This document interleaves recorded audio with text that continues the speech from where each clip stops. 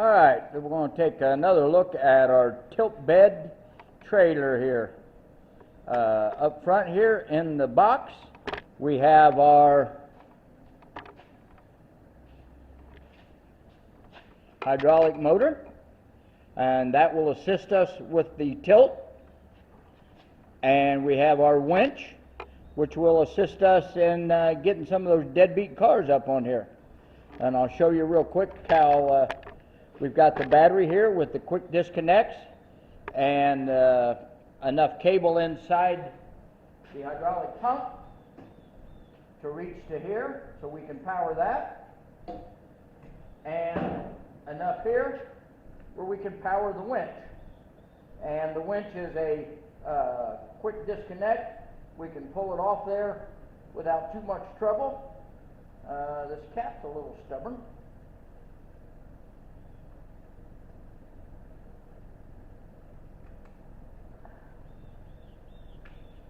And we can connect that right to here.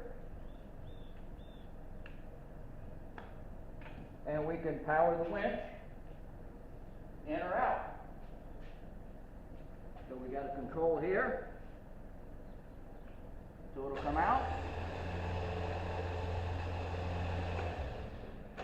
And go back in. I did have to rework the mount because from the factory it didn't come with one. So I had to go to Harbor Freight and buy a new mount and then adapt it a little bit.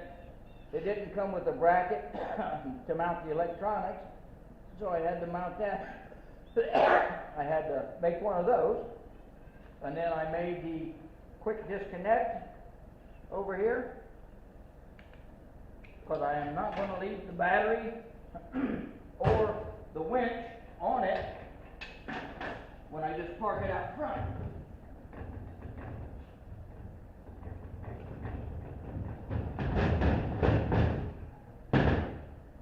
And I got the mount for the trailer and the mount for the winch. I got that at Harbor Freight and made it adapt so it works out pretty good. And then I had to make my own spare tire mount, which works really well. And then I just finished painting the deck a couple days ago. That's all nice. And I have 15 inch. I have 225 by 75 by 15 trailer tires and wheels.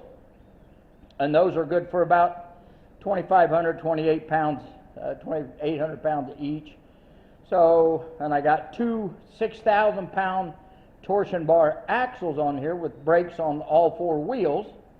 So this thing, you know, 12,000 pounds going down the road, 3,000 pounds for the trailer, so you could put about 9,000 pounds on there.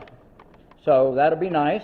Now on the back, you notice I've got a tail light on the fenders, which is turn signal, brake, and tail light. And then I have two mounted at the rear of the trailer, so you can see those. And my three mandatory lights back here. And there's my ramp. Those are welded on so nothing comes off. Like I say, this is a tilt bed. It is a little heavy to lift by hand, but with the hydraulics, it'll power it right up. The main reason for the hydraulics is not to power it up, but to soften the return. I was afraid if you got a big heavy vehicle on there and you got over the center of the axle, I was afraid that it would slam the back of the trailer up into the bottom of the car or truck.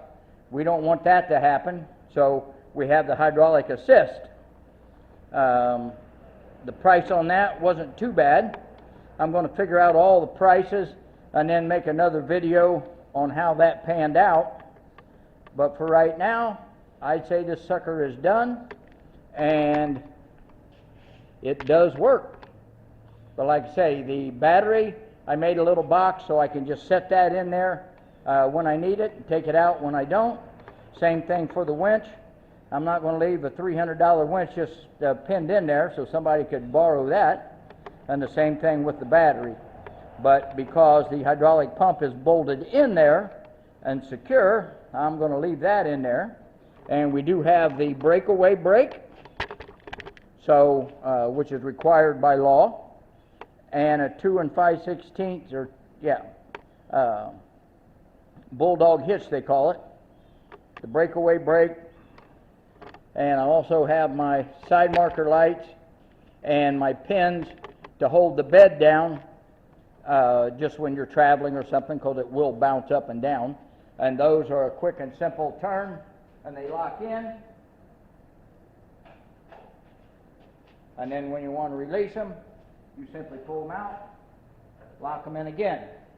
And I got those off of eBay. I forget how much they were, $10 a piece or something. And I got my quick disconnect for my battery off of eBay and soldered that right in there. And also my hinges for the tilt bed.